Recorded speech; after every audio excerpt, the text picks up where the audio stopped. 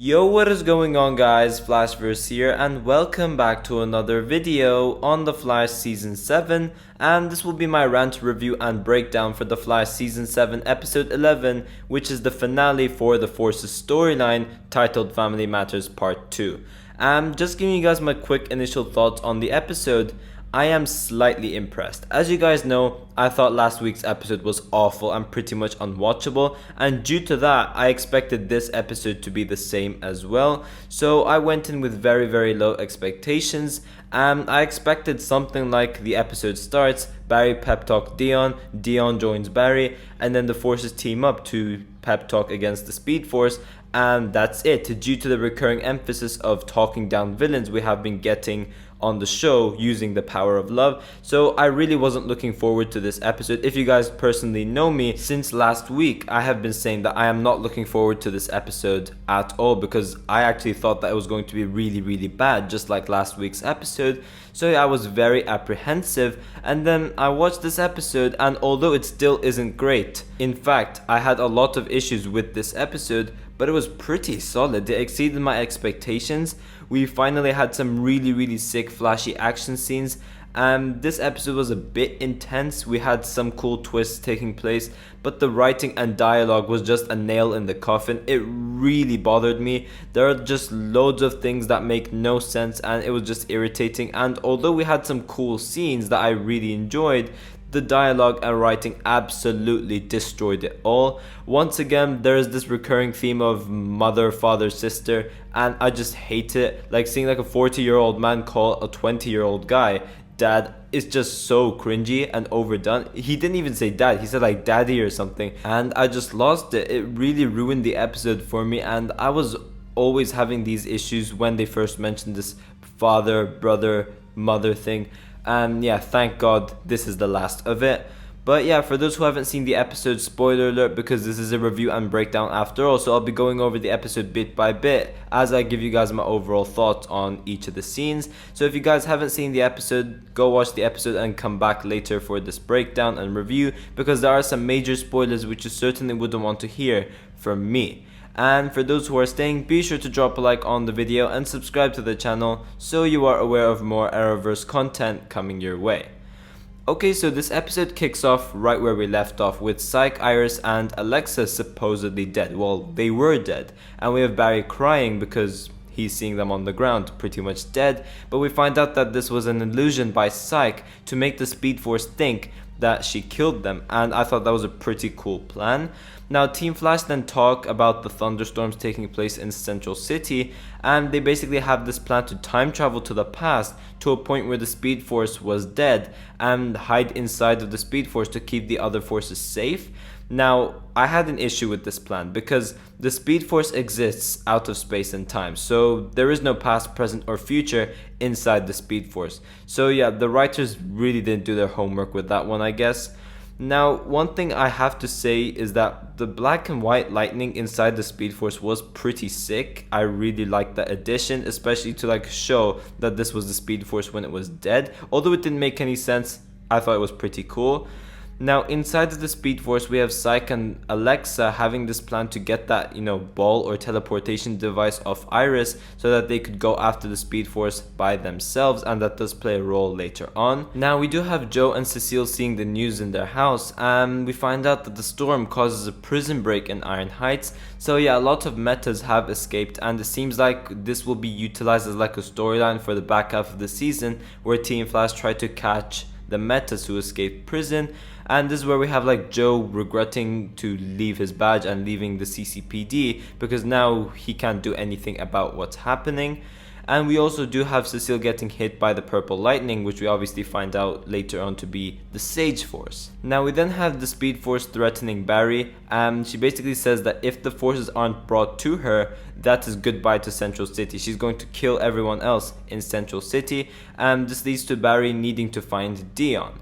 Now, something I don't care for is we have Chillblaine and Frost escaping Iron Heights, and Frost basically confronts Chillblaine, and Chillblaine continues to basically turn Frost on, and he keeps flirting with her. I just don't like it. I find it so ridiculous, and the fight scene they had was so awful as well. I literally have no interest with the Killer Frost character, and I couldn't care less about Chillblaine as well. Now we then have Cisco and Chester creating this device which essentially allows Barry to scan for temporal energy, so as he runs across the city he could detect temporal energy, so he's able to find where Dion is. And this is where we do actually have Barry finding Dion, and he explains to him that the other forces are still alive. Nora didn't kill them, but Dion doesn't want to work with anyone or Barry, so we have him leaving the area, and obviously Barry is quite frustrated with this. So we do then have Barry telling Team Flash about what happened between him and Dion wants to kill the Speed Force. And we have Barry continuing to say like there's always another way. We do also have like Joe kind of siding with Dion, where he does say like, why don't we let Dion just kill the Speed Force, but Barry is just in denial of that plan. He says that there is another way. And also when you think about it, if Dion did kill the Speed Force, that would technically mean that Barry's speed would be gone as well. So yeah, I guess they're lucky that they didn't go for that. But we then head back inside of the Speed Force in the past, where we have Psyche and Alexa fake Iris into attempting to take the ball, in which this leads to Iris destroying it. And the cool reveal behind this was that this was actually an illusion by Psyche, so that Iris thinks that she destroyed the ball, where in reality Psyche had it all along, and they both take it and they leave the Speed Force. And this just pretty much shows how OP Psyche was, and this is why I wished he was the main villain of this Force's storyline, as I thought that would have been pretty cool to have. But we do have Barry confronting the Speed Force, where we do have the Speed Force revealing that the other forces are responsible for the storm taking place, and we do begin to get these flashbacks throughout the scene, which allows Team Flash to put the pieces together. Now Dion gets hurt, and this leads to Barry taking Dion back to Star Labs, and Caitlin checks up on him. And this is where we have Joe suggesting that Barry brings the forces together instead of making them face off one another, and this is essentially where we have the forces uniting to face off against the Speed Force. So we then get this very cool scene between the Speed Force and the forces. So we have the Speed Force taking the other forces inside of the Speed Force, and visually it just looked so good. I loved it. We had all the forces just battling it out inside of the Speed Force, and honestly guys, I had chills. We haven't had an action sequence like this in so long, and I was just in love with it. I really liked how everybody got to have a turn against the Speed Force. So we have Fuerza attacking the Speed Force at first, and then that doesn't end well, and then we have Psyche having a go, and then we have Dion technically defeating the Speed Force, and then Barry finishing her off by throwing lightning. I just thought it was amazing.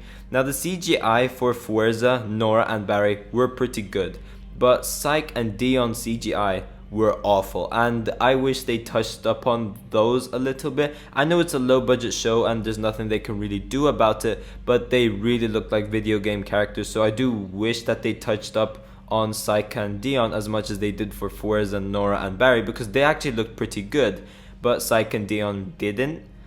But we then have this crisis-like issue taking place, where we have this massive force tornado which will have a bad aftermath if Barry is not successful in stopping it, and we have Barry rushing towards the tornado to try and stop it. It was pretty intense because there was a timer behind it as well, and just seeing the Flash on action like this was so cool, because we didn't get to see like a proper Flash action since episode 3, and I loved every single bit of this except for the dialogue, but I was just a sucker for the action.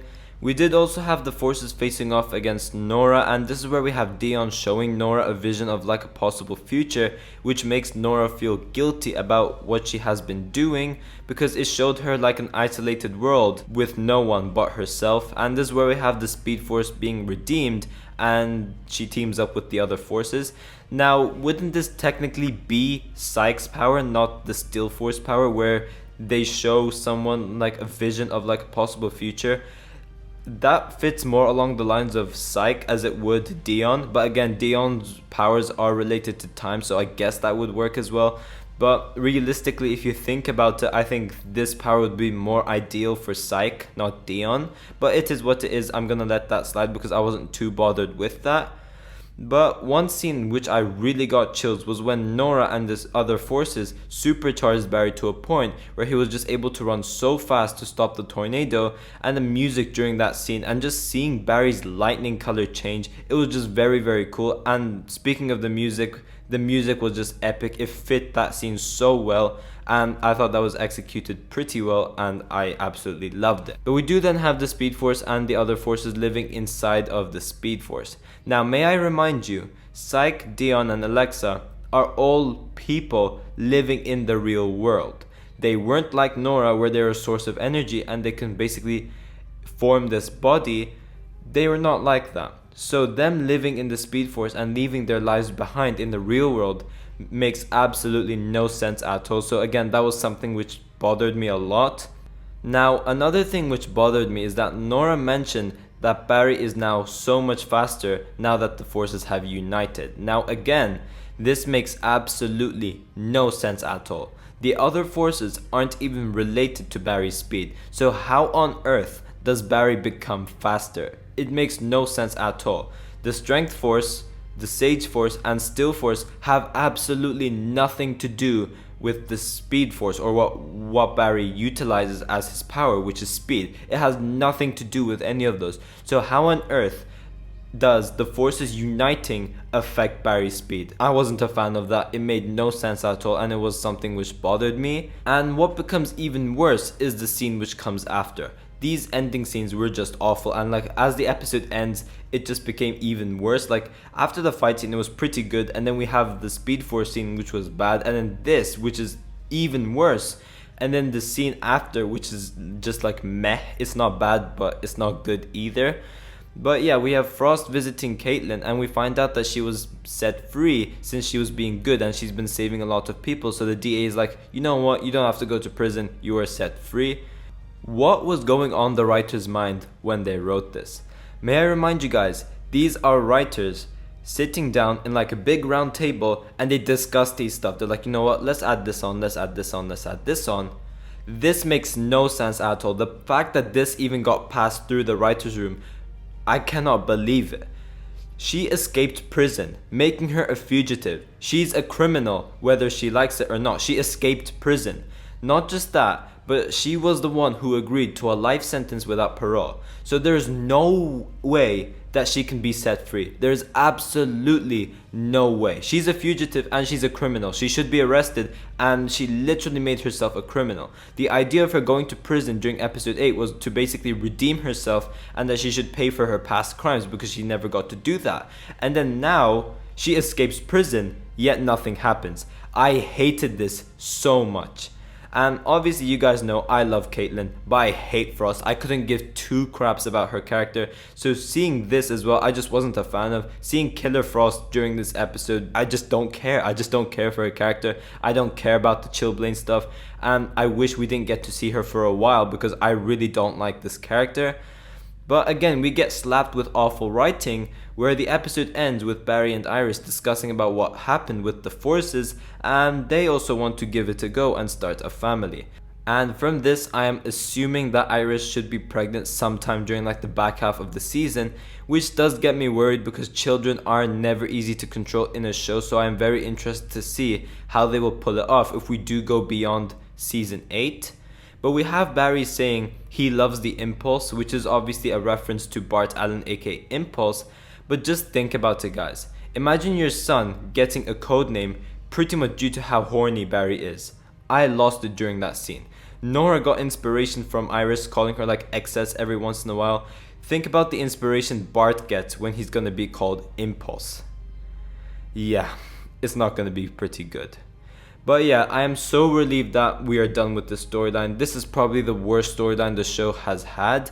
Although some of the individual episodes were better than some of like season 3, season 4 and season 5 episodes, I still thought that the overall storyline was probably the worst we had.